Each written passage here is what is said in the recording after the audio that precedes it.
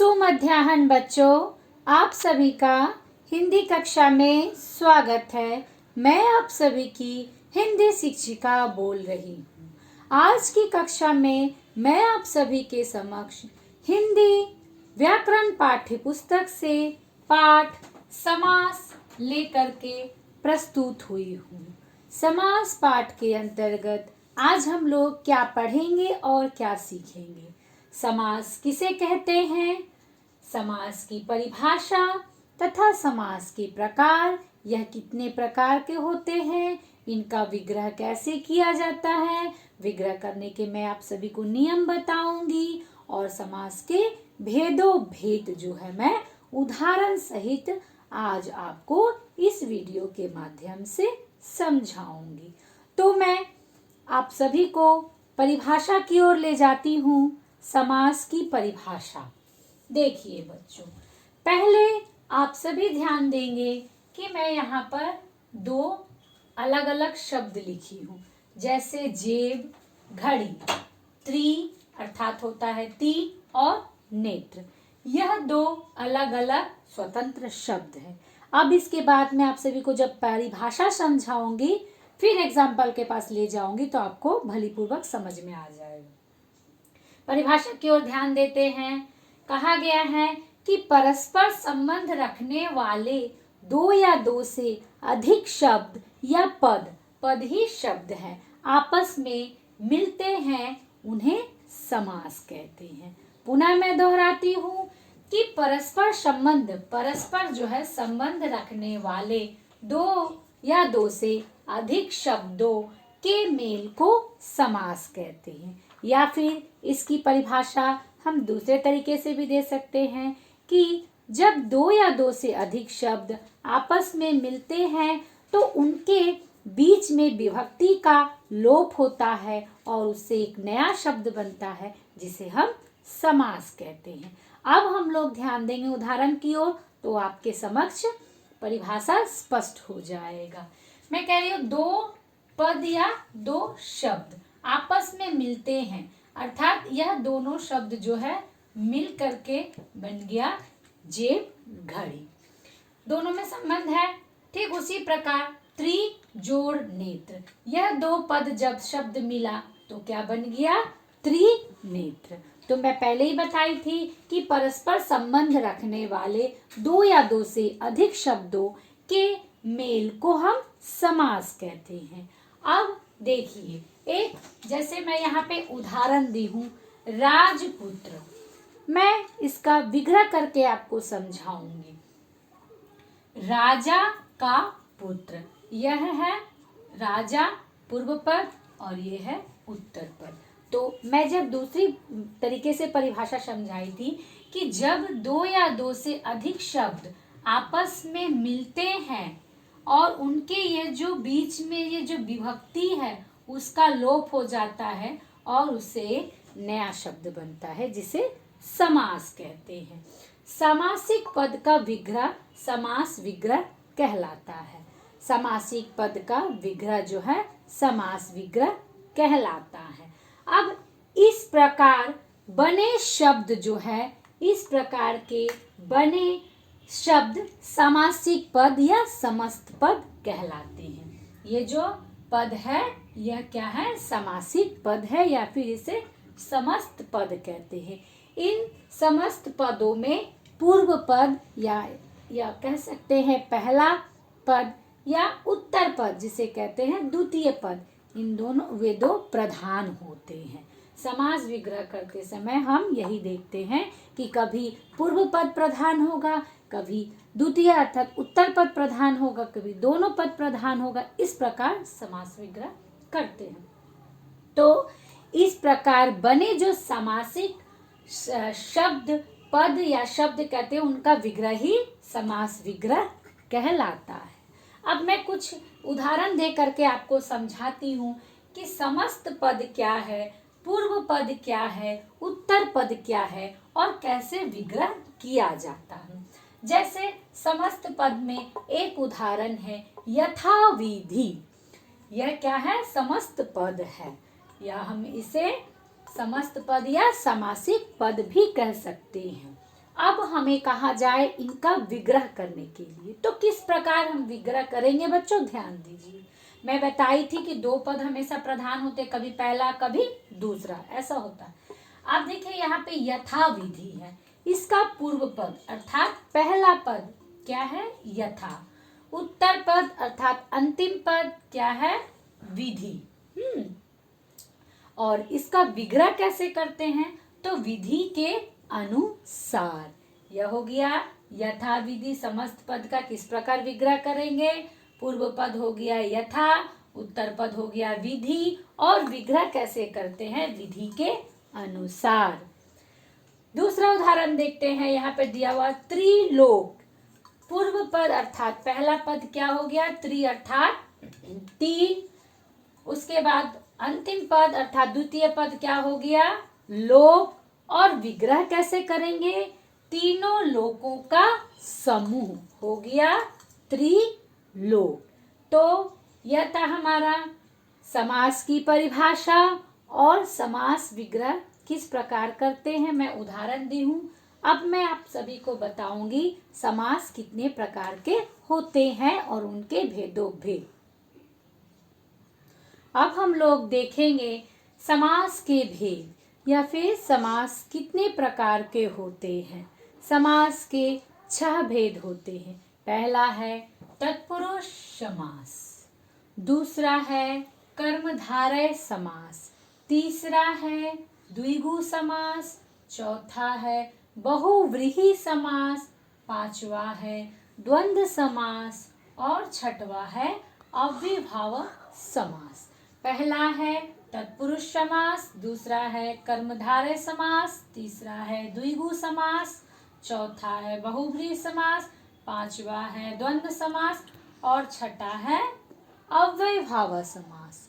तो अब हम लोग देखेंगे पहला तत्पुरुष समास की परिभाषा। तत्पुरुष समास किसे कहते हैं, जिस समास में उत्तर पद अर्थात दूसरा पद प्रधान हो उसे तत्पुरुष समास कहते हैं। तत्पुरुष समास किसे कहते हैं, जिस समास में हमेशा उत्तर पद अंतिम पद अर्थात दूसरा पद जो है दूसरा शब्द प्रधान हो उसे तत्पुरुष समास कहते हैं। जैसे राजा का पुत्र राजपुत्र, राजा की पुत्री राजपुत्री। अब हम लोग तत्पुरुष समास की परिभाषा के बाद जब उदाहरण देंगे तब आप सभी के समक्ष तत्पुरुष समास किसे कहते हैं यह बहुत आसानी से आप समझ पाओगे। यहाँ मैं कुछ उदाहरण दी हूँ। जैसे समस्त पद है स्वर्ग प्राप्त, उसका कैसे विग्रह करेंगे तत्पुरुष समास में। तो पूर्व पद क्या है स्वर्ग और द्वितीय पद क्या है या उत्तर पद प्राप्त, कैसे करेंगे तो स्वर्ग को प्राप्त। ठीक है। अब है मन चाहा, पूर्व पद मन और अंतिम पद चाहा, तो क्या होगा मन से चाहा। फिर है जेब घड़ी, कैसे विग्रह करेंगे जेब के लिए घड़ी। ठीक है।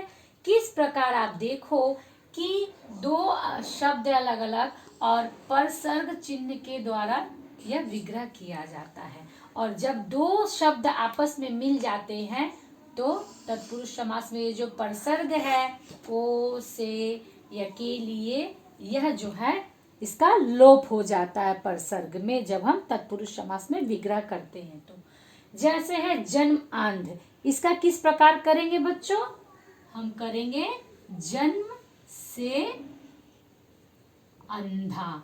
ठीक है, जन्म से अंधा। अब पांचवा है प्रेम सागर, तो हम किस तरह करेंगे प्रेम का सागर, प्रेम का सागर करेंगे ना विग्रह इस तरह से का सागर। छठवा है कार्य कुशल, क्या होगा कार्य में कुशल, किसी भी कार्य में हम कुशल होते ना, कार्य में कुशल, कार्य में कुशल। फिर है आप बीती, क्या होगा आप पर बीती, होगा ना इस तरह से विग्रह। तो यह है हमारा तत्पुरुष समास का उदाहरण। दोनों पद जब रहते हैं, और एक चीज और ध्यान देना बच्चों, तत्पुरुष समास जब हम विग्रह करेंगे तो हम हमेशा देखेंगे कि विग्रह करते समय पहले पद के पहले शब्द के साथ परसर्ग चिन्ह जुड़ा होता है, अंतिम के साथ नहीं जुड़ा होगा। किस प्रकार, देखो जन्मांध अर्थात जन्म से अंधा, यह हमारा पहला शब्द, इसमें जुड़ा हुआ परसर्ग से जन्म से अंधा है। तो जब हम विग्रह करेंगे तो इन सब परसर्गों का जब लोप हो जाता है तब यह बन जाता है सब में समस्त पद बन गया। यह हो गया हमारा तत्पुरुष समास का उदाहरण। समास के 6 भेदों में से दूसरा भेद है कर्मधारय समास। पहले हम लोग क्या पढ़े, तत्पुरुष समास, दूसरा है कर्मधारय समास। कर्मधारय समास किसे कहते हैं, आइए परिभाषा की ओर ध्यान देते हैं। जिस समास में उत्तर पद प्रधान हो तथा विशेषण विशेष्य या उपमेय उपमा का संबंध हो उसे कर्मधारय समास कहते हैं। पुनः परिभाषा दोहराती हूँ कि जिस समास में हमेशा उत्तर पद प्रधान हो तथा विशेषण विशेष्य या उपमेय उपमा का संबंध स्थापित हो उसे कर्मधारय समास कहते हैं। मैं जब उदाहरण विग्रह करके बताऊंगी आपके पास ये बिल्कुल स्पष्ट हो जाएगा। जैसे है कनक लता, अब हम इसका विग्रह कैसे करेंगे, कनक के समान लता। दूसरा है पीतांबर, पीत अर्थात पीला है जो अंबर। देखो यहाँ पे है ना विशेष विशेषण बोली है, यहाँ विशेषण हो गया पीत और अंबर हो गया उसका विशेष्य। उसके बाद है नीलकंठ, नीला है जो कंठ। उसके बाद है मुख चंद्र, मुख रूपी चंद्रमा, चंद्रमुख चंद्रमा के समान मुख। तो यह हमारा था कर्मधारय समास और उसका कुछ उदाहरण विग्रह। अब मैं किताब में से कुछ अलग सा उदाहरण देकर के आपको बताती हूँ। जैसे पहला पद आपका विशेषण तथा दूसरा पद विशेष किस प्रकार हो, जैसे सद धर्म, सत है जो धर्म, सत हो गया पहला पद, दूसरा हो गया पद धर्म और विग्रह कैसे करेंगे, सत है जो धर्म। यह था विशेषण विशेषी के आधार पर। पीतांबर जैसे बोले यह पित है जो अंबर। उसके बाद है नीलकंठ, नीलकंठ नीला क्या हो गया विशेषण और उसका विशेषी क्या हो गया कंठ। तो विशेषण और विशेषी का संबंध हो। दूसरा हम देख सकते हैं यहाँ पर उपमेय उपमा का जो है संबंध बताया गया, जैसे कनक लता, कनक लता, कनक के समान लता, उपमेय और उपमा का संबंध बताया गया हो। पहला पद है कनक और दूसरा पद है लता के समान हम विग्रह करते समय लगा दी। चंद्र मुख, चंद्रमा के समान मुख, क्या है उपमेय उपमा का संबंध, विशेषण विशेषी का संबंध। और दूसरा है आपका पहला पद उपमेय तथा उपमान, मुख चंद्र, जैसे बताया मुख चंद्र, मुख रूपी चंद्रमा। ठीक है, यहाँ पर और एक एग्जाम्पल है कर कमल, कर हो गया पहला पद, दूसरा पद हो गया कमल, तो कर रूपी कमल। इस प्रकार हम कर्मधारय समास का विग्रह करते हैं। तीसरा है द्विगु समास। द्विगु समास किसे कहते हैं, जिस समास में पहला पद जो है संख्यावाची हो तथा समस्त पद समूह का बोध कराए उसे हम क्या कहेंगे, द्विगु समास। द्विगु समास में हमेशा पहला शब्द जो है संख्यावाचक होता है और हमेशा यह शब्द समूह का बोध कराते हैं। जैसे यहाँ पर कुछ एग्जाम्पल्स है। पहला है त्रिफला, कैसे विग्रह करेंगे, 3 फलों का समूह। फिर दूसरा है दोपहर, कैसे विग्रह करेंगे, 2 पहरों का समाहार। तीसरा है पंचवटी, 5 वटों का समूह। चौथा है चौराहा, 4 राहों का समूह। पांचवा है तिरंगा, 3 रंगों का समूह। छठवा है त्रिशूल, 3 शूलों का समूह। तो हम इस प्रकार देखते हैं द्विगु समास में हमेशा क्या होता है, पहला शब्द जो होता है हमेशा संख्यावाचक। यहाँ पर देखिए हर एक पहला शब्द जो है संख्यावाचक से शुरू होता है और यह समूह या समाहार इकट्ठे होने का बोध कराता है। यह था हमारा द्विगु समास और उसके कुछ एग्जाम्पल्स, उदाहरण। मुझे उम्मीद है बच्चों आपको भली पूर्वक समझ में आ रहा है समास की परिभाषा, उसके कितने प्रकार होते हैं और हर एक प्रकार का परिभाषा उदाहरण सहित मैं आपको समझा रही हूँ। आज की कक्षा में यहीं तक। धन्यवाद।